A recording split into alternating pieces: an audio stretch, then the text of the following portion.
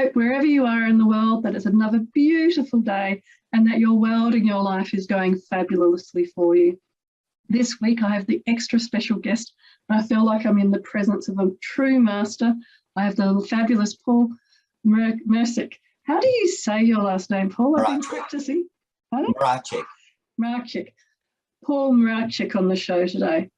So for those of you that aren't aware of Paul, he is a master at NLP, he's a master at martial arts, he's a master at mindset, he's a master in so many different areas and so many different things. And he has his own organisation that helps people with all of those different areas, that is based on a bit of this and a bit of that, from the martial arts, from business to life, from everything from mindfulness to the Kotan to hypnosis. There are so many different skills and expertise today, and I just feel so honoured and so pleasured to have you on the show today, Paul. Thank you very much. I'm happy to be here, and it's an honour to be here, and I have to say thank you to Autel for putting us two together for it.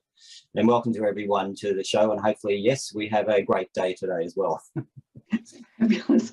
Yes, and a special call out to Autel, the wonderful woman who connected the two of us. And we both seem to have this really interesting, different way of coming to mindset and mindfulness and what it takes to change and create a successful mindset. But before we dive into that, Paul, do you want to explain to people a little bit more about your background? Yes, well, I'm an engineer by profession, so that's how I started the world, with looking at everything logically and practically as part of the process. Being an engineer for now going on over 30 years, and in that process I've worked for a lot of multinationals like Bosch, the German company, Honeywell, the US based company, electric motor businesses for those, mainly in automotive, and then moved into the white goods area. And I've been looking after businesses in, let me see now, Indonesia, Malaysia, Thailand, Taiwan, India, China, and then I was a global engineering chief for electric motors in North America, Europe, South America. So I've had a bit of a chance to move around, and I was looking after, 2,000 to 3,000 people across 4 countries with a profit and loss responsibility for it. So from a very practical point of view of what works, what doesn't work, across various cultures, I got that exposure to be able to see, what makes people tick and how they tick, and in terms of being able to get things done, and also working through the bureaucracy in different countries. That's always a challenge in terms of what you see things being done differently in different countries to it. But as part of that, of course, you get burnt out. You get a lot of pressure on you for those things. A normal day would finish at 2 o'clock in the morning, and then your question is, how do you actually get to recharge yourself and sleep properly as part of that process? And in terms of that, so I sort of moved into the martial arts area as part of that process. I was looking to doing things which made it easier for me to be able to do that. I learned to touch, type, speed, read, and do all the other things that people do to try and be more productive about what you do. And at the same time, when I was having some kids, we had, a few learning issues that we were looking to do, and through them going to things like Jimbaroo and looking at, different skill sets and how to switch the brain on better, the left and right hemispheres, I got into the martial arts initially, and then into NLP and neuro-linguistic programming, about, how people learn and how children learn, and then, of course, how children learn is how adults learn as part of that process. So I went through that process and started to do the neuroscience aspect of it, but also the practical side, because you need to be able to release that tension and the stress that you get from working long hours and traveling all the time associated with it. It's better to hit a bag than hit a person, because that way you don't get charged and you don't have a problem as part of the issue. So I got into that and did that, and that's been 28 years now since I've been doing martial arts. And then, as you said, I got into meditation, into and the traditional Chinese medicine, how that works, and I became a Bowen therapist, which is an Australian system by a guy called Tom Bowen. And then into the coaching, counselling, those different types of aspects for it. So that was part of that journey that you're learning. And then how do you apply it to dealing with other people? How do you make sure that you can turn off and recharge your batteries, so to speak, associated with it? And I found, for example, like meditation, if I could do 20 minutes of meditation, get the equivalent to 3 to 4 hours sleep.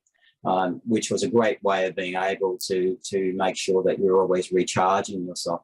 I mean, one of the little sayings that I've seen is that I quite like, and that is, time is fixed, energy flexes.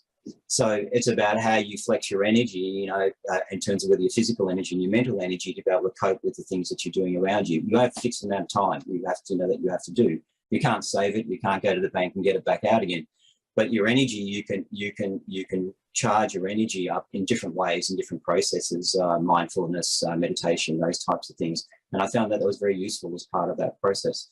So I started up my own business after I'd been in corporate for probably 25 years or so. And then the last 14 years, I've been doing my own business in terms of doing consulting work in various companies. And the biggest problem I always find when I go into an organization is not the technical issue, because I can cope with those pretty easily. It's more the fact that the relationship that you find at the executive senior management group and how they manage themselves between themselves and with their subordinates is really where the key issues lie. And as soon as you solve some of those problems, which generally are outside of business, strangely enough, they're usually outside of business is where the issues are. Once you start to sort those things out, then what happens is the culture starts to change within the organisation and people get on board and you get an alignment in terms of objectives. And people start to work well together and the business starts to flourish. And that's usually what I see as part of those issues. And that's what I've been doing. So I still run martial arts. I still teach, 3-4 times a week. And then I do my consulting business as part of it as well. And you get the two practical sides together for it.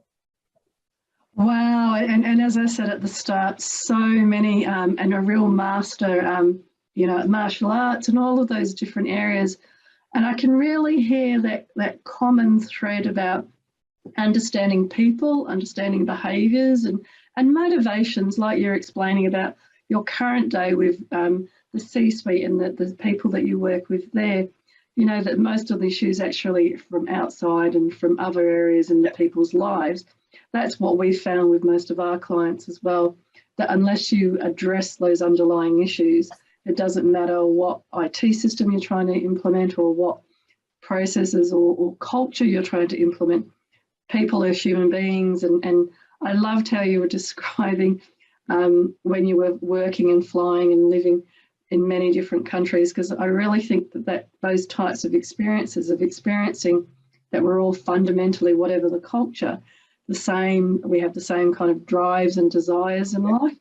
And we then also have the same kind of issues and blockages, which I'm so excited to be talking to you today some more about that energy, because working with the energy, whether it's like the different methods you've mentioned, whether it's mindfulness or meditation or whatever, that is some of the key to managing your energy. And that other great point you've raised around the time being fixed, but your energy being the variable. Yeah, it's very much the case that you find that is what you need to be able to develop a proficiency at, is in regards to that. I mean, we talk about mind and body, but what everyone forgets is that the two things that hold that together is energy. So that's the cement that holds both things together. So if you're physically tired, you can still be mentally alert. But if you're mentally tired, your body seems to be physically tired as well at the same time. So the consumption of energy by the brain is a very high percentage in comparison to the rest of the body. So you need to know how to manage that and how to deal with that as part of that process. And then, of course, giving off that energy towards others and making others around you feel confident and that they can achieve the outcomes that they're looking for as part of that process that we go through for it. So, that's all part of it. I mean, an interesting story was that I remember in India, I got a sales vice president who was interested in, he wanted to have a morning breakfast session at about 7 o'clock in the morning, which is not unusual because, he wanted to have a chat.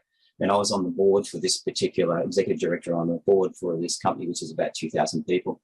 And, 15 minutes after meeting, how are you, the normal things, he said to me, I'm feeling depressed and I feel suicidal and I don't know what to do.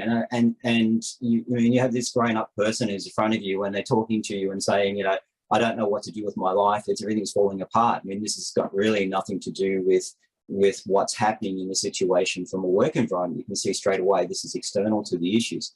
And I just actually done some I think I just been through my master for the hypnotherapy activities and that I was doing. And I just said to him, a simple definition for depression is unresolved sadness. So what in your life that you feel sad about, you have no control over? And he just looked at me and burst into tears and said, my marriage is breaking down and I'm losing my family and my connection to my son. Because his role and position where he was in one city and his family was in another city, and he had this extended period away, and he felt like his connection to what meant life for him was being disconnected, and he didn't know what to do about it as part of that process. So you know, it was an easy process in the end, because once you identify what the problem is, and you get some distance between the problem and yourself, you can see solutions. So the solution was, you know, talk to the managing director, see, because he's a sales guy, he doesn't have to be in the office. Can we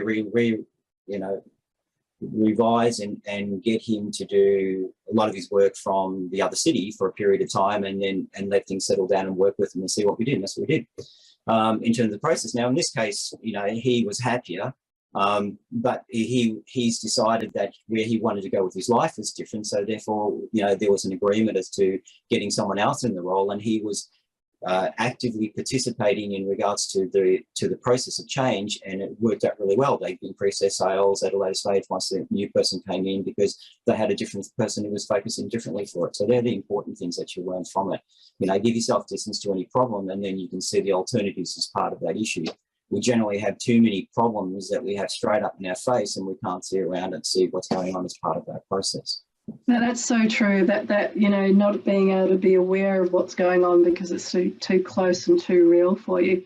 With all of this amazing and interesting background, and so many, I'm sure we could spend hours with these fabulous stories of the work and the profound impact that you do and it has on people.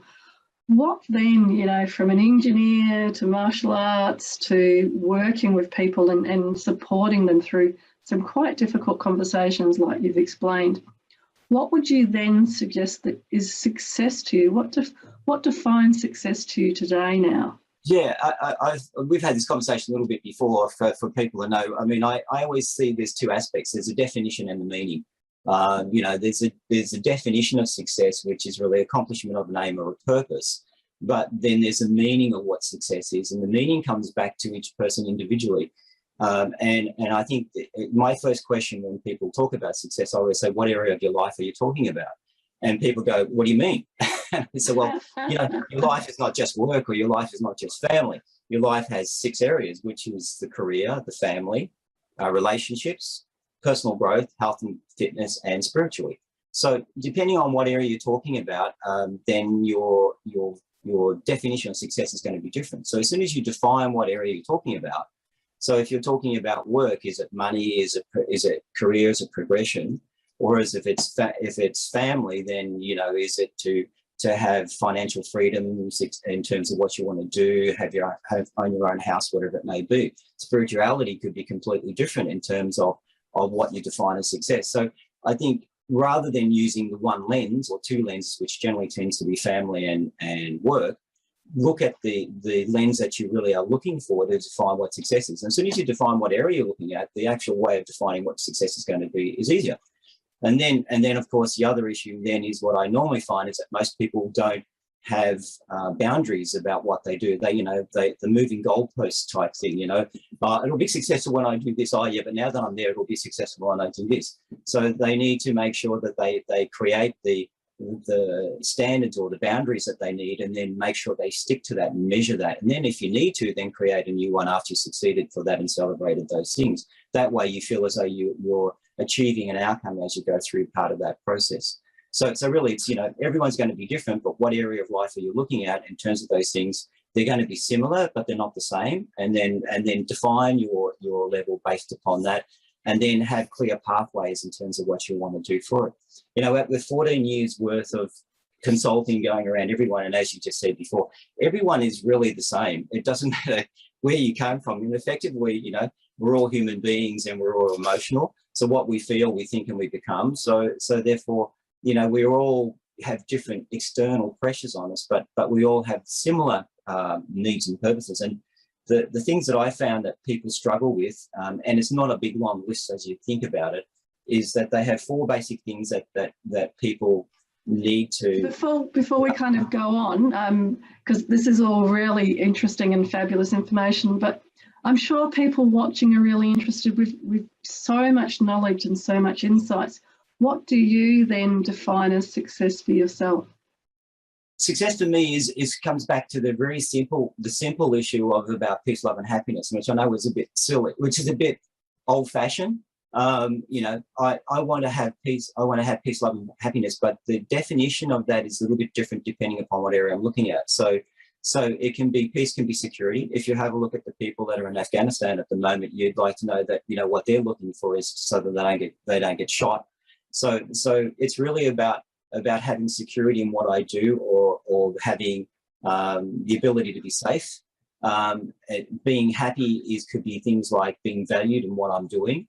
It could be being people realize that you're providing an input to other things, so being recognized for those issues. And I think happiness is a universal thing. You should be happy no matter what you're doing as part of that process in terms of those issues, and understanding that the only person who decides whether you're going to be happy is you.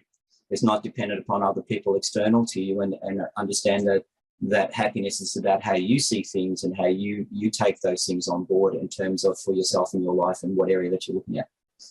And I think that that's a really important point that you make around the internal definition as opposed to an external definition of what success is. And I think you've described it really well there about it's about what you define your internal success to be. And I like how you have split it up into those different 6 areas, so that when people are thinking, oh, what does success mean to me, they can start with maybe one of those areas and then understand that it can be quite multifaceted, like we've been discussing. Correct. So somebody like yourself, when you say, well, what is success, it can have quite a depth of meaning. And for other people that I've spoken with, you know, it's quite straightforward. It's work-life balance, or time with the family, or money, or whatever it might be. But it's still driven by those different 6 areas. And if they drill down into those areas, then they have other elements and other components that make that foundation of success for them.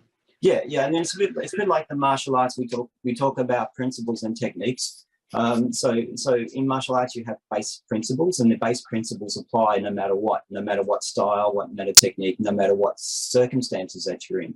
And I think success is a very similar thing to that, in that if you have the base principles that you understand, peace, love, and happiness, that they apply, and then you then say, okay, circumstances change. You know, your life is different every day. You know that something changes every day. Circumstances change. And therefore, how do you cope with those circumstances, how they change, and how do you be resilient and adaptable to that, and how you look at it? But the principles still apply that allows you to be successful in terms of what you want to do and keep focus on those issues as you go through. And the point that you bring up, with, you know, I always say there's 2 types of people in the world. One are the ones that judge themselves and what they achieve and do from internally, from themselves, so it originates from inside themselves, and the other ones who always need someone to tell them that they are doing a good job, which is seeing themselves through other people's eyes. And, you know, the most important person to you is you, so the most important person to them is them. So they're always going to tell you from their perspective what makes them feel good about what they think about you. So, you know, it's going to be with a different filter compared to what those issues are. So it's better for you to always judge what you're doing, take people's input, but always judge and have the value of yourself based on how you, to your own values and beliefs, and internally about how you do that and how you respond to those around you. And I think that that's even more important when you start to talk about success. You know, what does that success mean internally to you, as opposed to what maybe the world or the neighbours or this or that, what those different exterior elements say. I know that we can keep talking and talking, but part of the show and what I'd love you to share with people is, what would be some tips that you would say, with all your incredible wealth of experience, how can people create their own success mindset? What tips would you give to help people? Yeah, well, I mean, there's 2 basic things that I found has really been quite helpful for people, and in terms of how they can do that. And I call them those 2 challenges. One I call the self-mastery challenge, and the other one is the self-management challenge. So the self-mastery challenge is what you would think about. It's about about yourself and trying to have mastery on about you and who you are about those issues. And we tend to have, what we touched on there is that we have people where when we've grown up, our values and beliefs are given to us and taken over from our parents, our uncles or grandparents and these sorts of things. And at that stage, you just accept what they are. Now, the majority of people don't go back as they get older and say, oh, my value is this, so I should look at this and do it. They all sit in your blind spot. Your values, beliefs and fears are all sitting in your blind spot, and you never really take them out and expose them and say, well, is this still true? Compared to when I was 5, now that I'm 55 or 25 or 35, these circumstances, are they still true? Because now I have more knowledge and experience compared to what I had. The other thing that I think is really important there as well is that people don't necessarily realise they have that choice point. So they're still run by those old dynamics, beliefs, behaviours, actions, but they don't realise that when they're an adult, they're not that child anymore, and they actually have a choice point with making those decisions, doing things differently. They're kind of I use the example of a train track. You know, an issue or something comes up and they kind of head off on this train track, and it's very hard for them to shift or to move from there. So I agree that, you know, those values and elements that people are given, it sit in their blind spots and they're not aware of them most of the time. Yeah. And the interesting part, then there lies the challenge.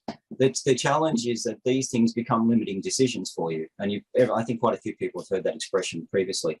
So you're making decisions, but the decisions rather than moving you forward and adding value, that become limiting in what they do and how you perceive things and do things. So you create the fears about what's going to happen. You know, people get anxious and worry about the outcome of particular issues.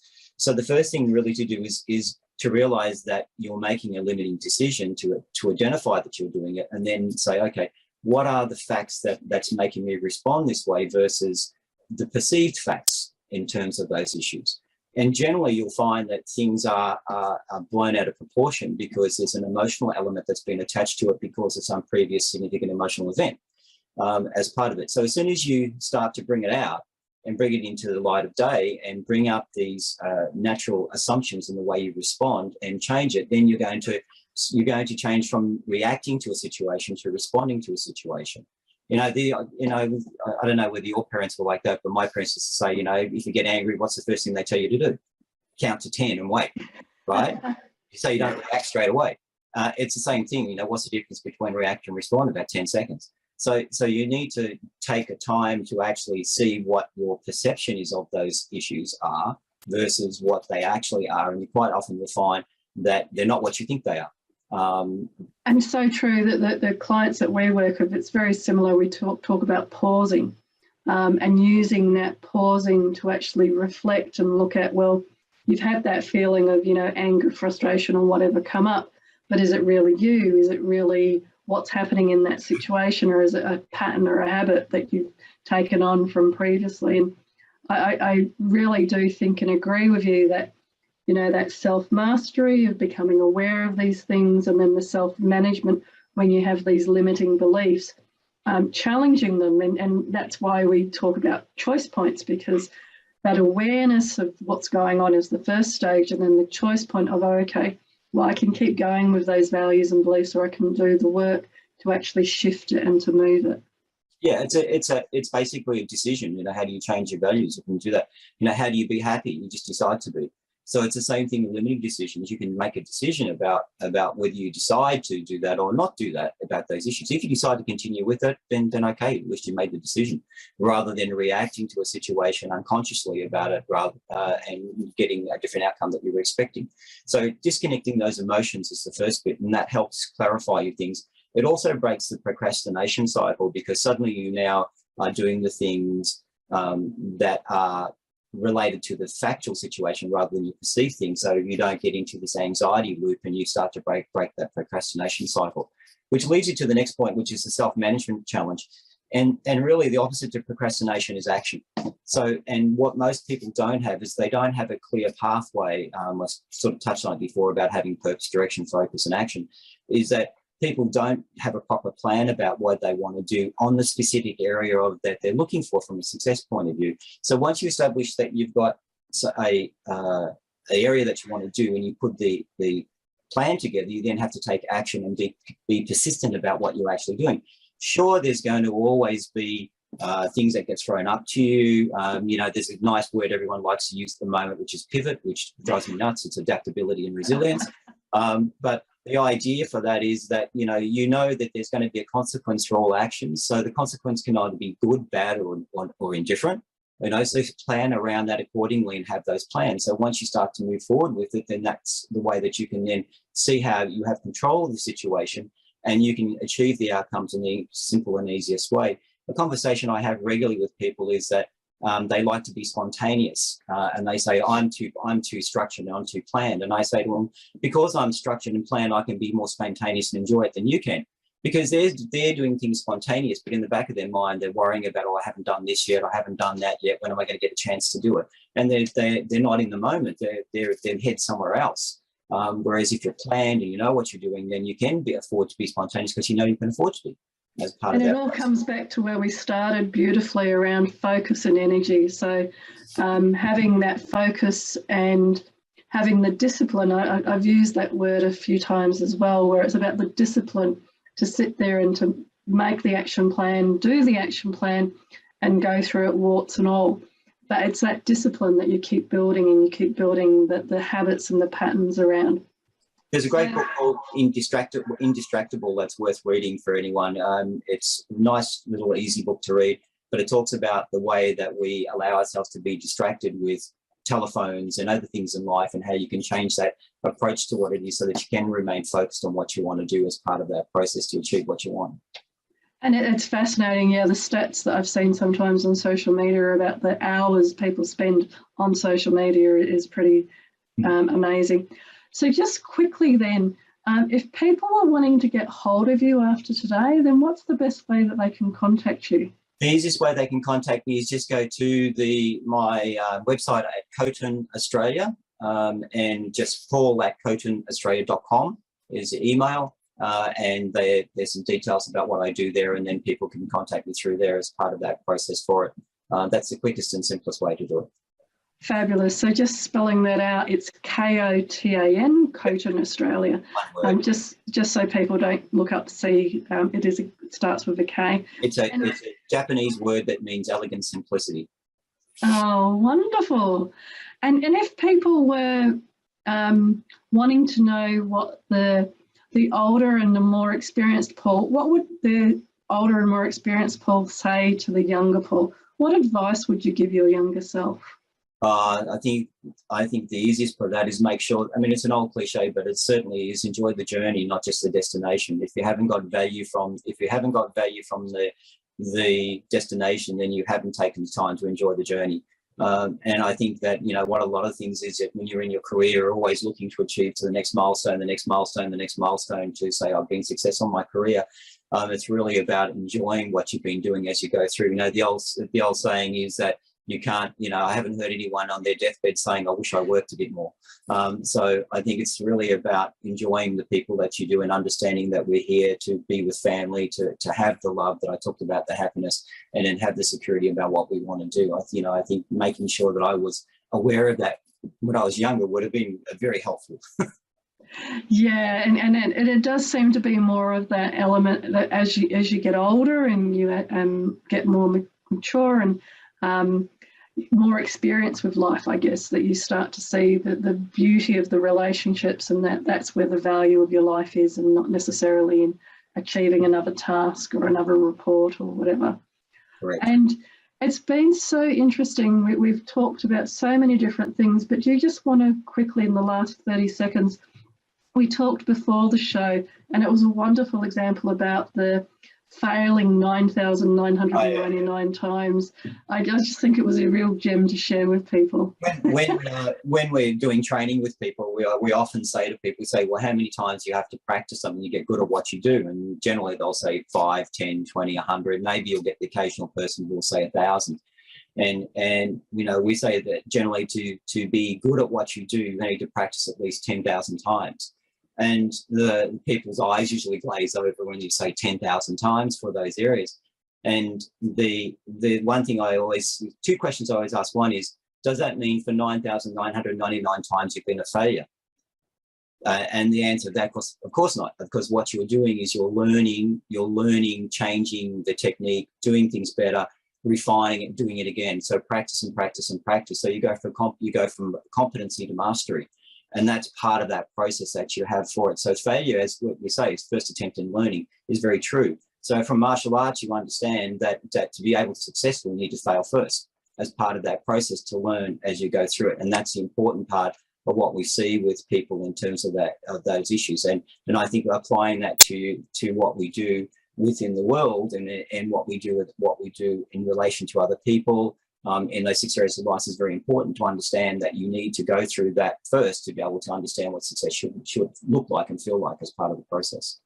And that's a wonderful way to end the show today. And thank you so much, Paul. You've given so much value, and I'm sure everybody watching has been really appreciative of all the great examples and the great insights that you've shared.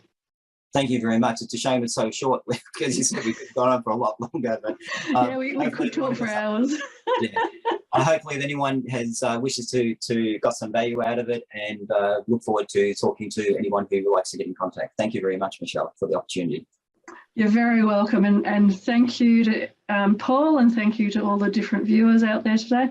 It's been a real pleasure having you on the show and having so many fabulous viewers watching and hearing these incredible insights. Every week is so different, and I'm so grateful to my guests for coming and sharing their amazing insights into how you can create success in your life.